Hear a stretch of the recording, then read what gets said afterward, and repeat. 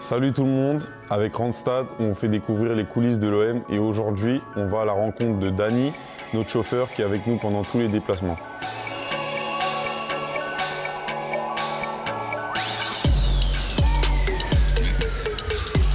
Ça a été quand même une fierté. Et puis après, ça fait plaisir, ouais, parce que finalement, on a une récompense de se dire quand même, je mène l'OM, c'est important. Mais c'est aussi une responsabilité. Alors pour conduire un autocar, il faut avoir donc le permis, bien sûr, ça c'est obligé, plus une formation en plus parce que celui-là, il a la remorque. Donc soit le permis super lourd comme j'ai, ou alors avoir le permis remorque. Voilà, ça c'est les premières bases. Ensuite, il faut continuer à faire des formations tous les 5 ans pour pouvoir faire conduire un car. C'est obligatoire par rapport à la législation et aux conventions qui sont bien précises dans le travail. Ribéry. Oh le temps. Oh quel frappe pour lui. Alors j'ai commencé en 2006 à conduire l'équipe de l'OM par rapport au véhicule que j'avais. À l'époque, c'était un car à étage. Nous sommes les seuls à avoir un car à étage pour l'instant dans la Ligue 1. Donc c'est différent des autres puisqu'on a la remorque en plus, en sachant que les joueurs sont en haut et le staff est en bas. C'est pas évident parce qu'il y a une conduite un peu particulière avec le car à étage. Plus la longueur, parce que ça fait une longue longueur, puisqu'on arrive presque à 21 mètres. Et donc tout ça, il faut le prendre en compte quand on fait les déplacements par rapport au stade, aux hôtels, aux escortes, tous ces programmes-là.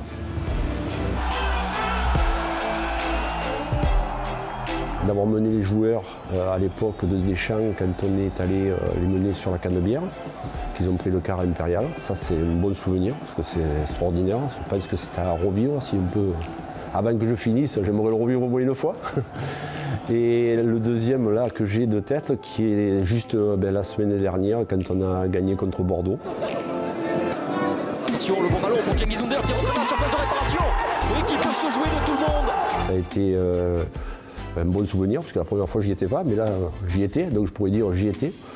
Et puis aussi d'avoir été content parce que Pablo est venu me dire tu fais partie aussi de la victoire. Donc c'est appréciable, quoi. Ça fait chaud au cœur parce que tu te sens un peu concerné quand même si bon, je ne suis pas sur le terrain, mais je participe comme d'autres, hein, puisque nous sommes une chaîne. Et je pense que si tout le monde est à son maillon, c'est parfait. Tiens Daniel, on ne filme pas souvent, hein, Daniel. Non, ça c'est le chauffeur. Il nous amène toujours à bon port. Ouais.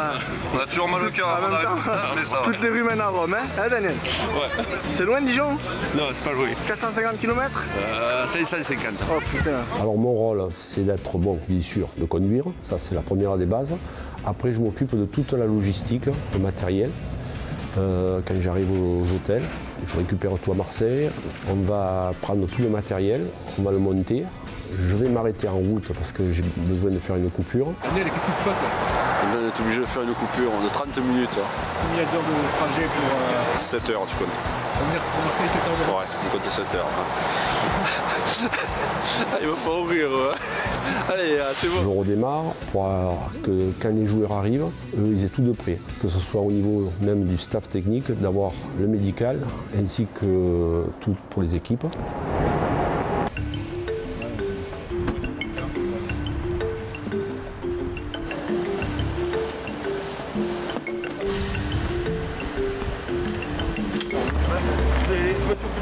Ça, c'est quand on arrive sur les stades. On fait toute la mise en place. Je voulais savoir où vous en étiez pour les malades.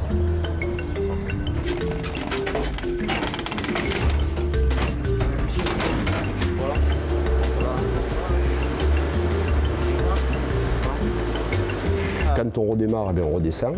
Il y a des coupures qui doivent se faire aussi. Quand j'arrive, mon travail n'est pas fini, puisque je dois automatiquement tout décharger, même à 4 h du matin. Et donc ça prend du temps, puisqu'il faut tout mettre en place pour que derrière, au niveau de la laverie, ça continue à suivre et que moi, je puisse finir mon travail. Donc ça prend des assez importantes amplitudes. T'as pas peur un peu quand t'abîmes le bus, t'as des déplacements chauds comme l'avion, Si, bien sûr, on a peur, comme toujours, hein, on a une petite appréhension, mais il faut faire avec, il faut se familiariser avec tout le monde. Voilà. Même si des fois, on trouve que des gens sont agressifs, mais bon, c'est le jeu, on va dire, malheureusement. Il faut être très attentionné par contre, car une escorte qui dure 30 minutes, au niveau tension, Je me suis aperçu avec le recul que ça me faisait comme si j'avais conduit 1h30, mais tout le temps au niveau du stress. Voilà. Parce qu'il y a beaucoup de paramètres qui sont en jeu, puisqu'il faut conduire vite, il faut conduire bien et il faut conduire souple. Et ça, c'est 3 points assez difficiles à coordonner. Mais on tâche de le faire.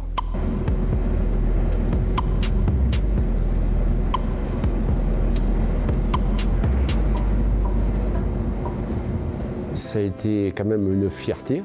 Au départ, tu n'y crois pas. Et puis après, ça fait plaisir, parce que finalement, on a une récompense de se dire quand même, je mène l'OM, c'est important. Mais c'est aussi une responsabilité. Il y a des joueurs qui se mettent toujours aux mêmes places, comme Steve Mandanda, mettons. Lui, il se met toujours en haut, à droite, on le sait. Voilà, il y a quelques petits trucs comme ça. Chacun a sa place, ils savent où ils se mettent, et donc ça fait partie du haut, quoi. Une fois, il y avait Enze qui m'avait offert à Paris un maillot, parce que j'avais bien conduit sur le périphérique. Ils avaient été impressionnés par les escortes. Ça. Alors il y a eu aussi une anecdote, quand on était à Dijon, il y a un avion qui n'a pas pu démarrer, il y a eu un problème. Donc du coup, tout le monde est redescendu en car et nous sommes partis de Dijon jusqu'à Marseille en car. Donc ça fait partie aussi des anecdotes qui sont pas mal. Parce que j'ai été obligé de faire une coupure sur la route et on a été obligé de s'arrêter 30 minutes dans une heure d'autoroute. Alors les gens, à leur surprise, ont vu les joueurs arriver en train d'aller acheter à manger. Ça aussi, ça fait partie des choses qui sont extraordinaires, quoi. Voilà. Bon, 12 heures pour revenir de Lille. Là, c'est l'heure d'aller se coucher, c'est tard. Allez, maintenant, au dodo.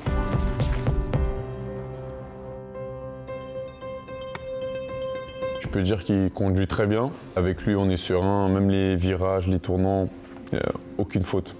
J'espère que vous en avez appris un peu plus sur le métier de Daniel. Rendez-vous au prochain épisode avec Mathieu, le directeur de la performance.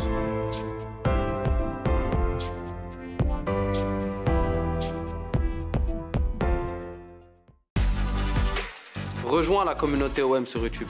Abonne-toi en cliquant ici.